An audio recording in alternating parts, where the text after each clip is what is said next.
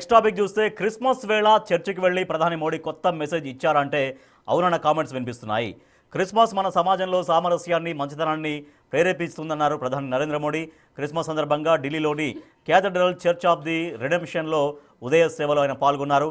ప్రధాని హోదాలో మోడీ ఇలా చేయడం ద్వారా హిందుత్వ నినాదం నుంచి సెక్యులరిజం వైపు బీజేపీ అడుగులు వేసే అవకాశాలు ఉన్నాయా అన్న కొత్త ప్రశ్నలు తలెత్తుతున్నాయి.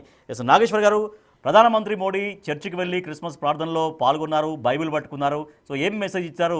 2026లో వాళ్ళ అడుగులు అంటే హిందుత్వ నుంచి సెక్యులర్ వైపు వెళ్ళే పరిస్థితులు కనపడుతున్నాయా?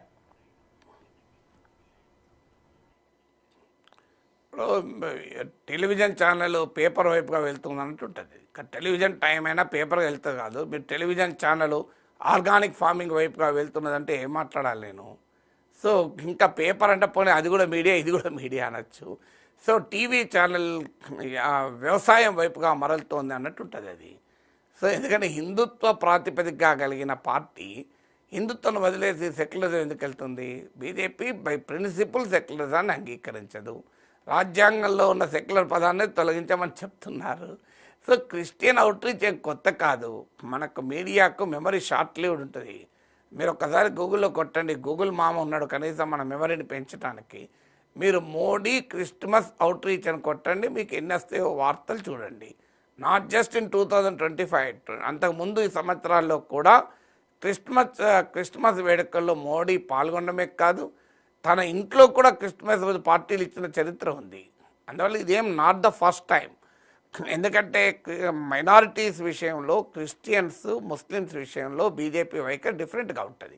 మీకు ముస్లిం మినిస్టర్లే దాదాపు ఎవరు లేరు. అంతకుముందు షానవాజ్ హుస్సేన్ అని ఒకరిద్దరు ఉండే వాళ్ళకైనా ఇప్పుడు ఎవరు లేరు. కానీ మీకు ఆల్ఫోన్స్ అని ఇప్పటికి కూడా గతంలో మంత్రిగా ఉండే జార్జ్ కురియన్ ఇప్పటికి కూడా మంత్రిగా ఉండే. ఈవెన్ జార్జ్ కురియన్ ఇంట్లో జరిగిన క్రిస్మస్ వేడుకలకు కూడా లాస్ట్ ఇయర్ నాకు గుర్తు మోడీ పాల్గొన్నాడు. అందువల్ల this is not the new. మీకు మోడీ వాటికన్కి వెళ్ళినప్పుడు, మీ ఇటలీ వెళ్ళిన రోమ్కి వెళ్ళినప్పుడు పోప్తో కూడా సమావేశమయ్యారు. పోప్ ఫ్రాన్సిస్తో కూడా మోడీ సమావేశమయ్యారు. పోప్ ఫ్రాన్సిస్ను భారత్కి ఇన్వైట్ కూడా చేశాడు మోడీ. అందువల్ల క్రిస్టియన్ కమ్యూనిటీ అవుట్రీచ్ అనేది మీకు హైదరాబాద్లో జరిగిన జాతీయ కార్యవర్గ సమావేశంలో కూడా మోడీ ప్రత్యేకంగా చెప్పాడు. మీరు నార్త్ ఈస్ట్లో మనం విజయం సాధించాం, క్రిస్టియన్ అవుట్రీచ్లో క్రైస్తవుల మెజారిటీగా ఉన్న రాష్ట్రాల్లో కూడా మనం గెలిచాం. నార్త్ ఈస్ట్లో అక్కడ ప్రత్యేకంగా ఈవెన్ బీఫ్ విషయంలో కూడా బీజేపీ ఎగ్జంప్షన్ ఇచ్చింది. మీకు ఆశ్చర్యం వేస్తుంది. జెరూసలం పోయే వారికి మేము ఉచిత ప్రయాణం ఏర్పాటు చేస్తామని బీజేపీ మేనిఫెస్టోలో చెప్పింది. మీరు ఒకసారి గూగుల్లో కొట్టండి, BJP manifesto promises free tour to Jerusalem అని కొట్టండి, వస్తుంది. మీకు ఆశ్చర్యంగా ఉంటుంది. సో జెరూసలానికి ఉచిత ప్రయాణం కూడా బీజేపీ హామీలలో ఉంది నార్త్ ఈస్ట్లో. అందువల్ల కేరళలో కూడా మీకు చర్చ్తో బీజేపీ చాలా సన్నిహితంగా వ్యవహరిస్తోంది. అక్కడ కూడా కేరళలో లెఫ్ట్కు వ్యతిరేకంగా పోరాడటానికి మీకు చర్చ్తో చాలా దగ్గరగా వ్యవహరిస్తోంది. అందువల్ల బీజేపీ పొలిటికల్ స్ట్రాటజీలో Christian outreach is always part. ఇక ముస్లింల విషయంలో మాత్రం యాంటీ ముస్లిం స్టాండ్ తీసుకుంటూ అక్కడ కూడా పాస్మండా ముస్లిమ్స్, వెనుకబడిన ముస్లింలకు తాము అనుకూలమని, ముస్లిం ఉమెన్కు తాను అనుకూలమని ఒక నెరేటివ్ బిల్డ్ చేసే ప్రయత్నం చేస్తున్నారు.